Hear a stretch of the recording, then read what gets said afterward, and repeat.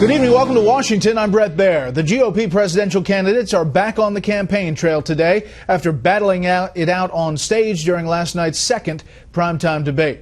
Chief political correspondent Carl Cameron tonight from Las Vegas with how the candidates who went toe-to-toe with frontrunner Donald Trump are trying to capitalize on that today. The day after the second debate was about cleanup and crowing. Carly Fiorina stole the show with specific answers and stiff-arming Donald Trump. I hope a lot of American people learned a little bit more about me last night, who I am, what I believe, what I would do. With good reason. She outdueled the Donald. And you were forced to file for bankruptcy not once, I never filed not for twice, 4 times, a record 4 times. Why should we trust you to manage the finances of this nation? Asked about Trump's remarks degrading her face, the only female in the GOP race loosed a haymaker. I think women all over this country heard very clearly what Mr. Trump said.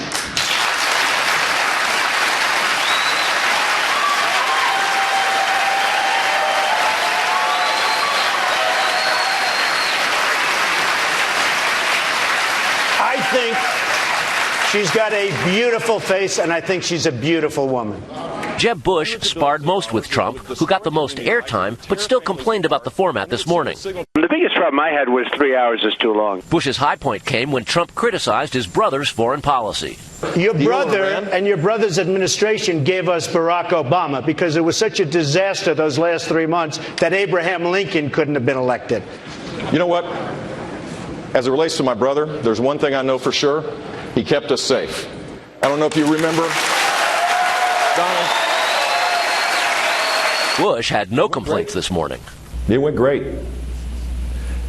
I was aggressive like I always am. Second in the polls, Ben Carson refused to trade insults with his rivals and revealed one of the biggest donor lists in the race. We now have over 500,000 donations, and the money is coming in.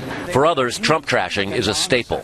I think really there's a sophomoric quality that is entertaining about Mr. Trump. By contrast, Marco Rubio had a strong night, showcasing his empathetic personal stories and sophisticated policy answers. Here's what you're going to see in the next few weeks. The Russians will begin to fly combat missions in that region, not just targeting ISIS, but in order to prop up Assad.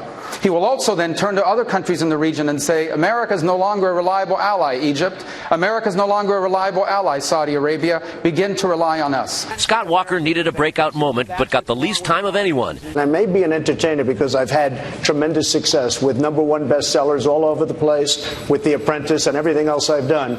He came out swinging with the little time he had. And Mr. Trump, we don't need an apprentice in the White House. Mike Huckabee and Ted Cruz made impassioned cases to defund Planned Parenthood and defend religious freedom.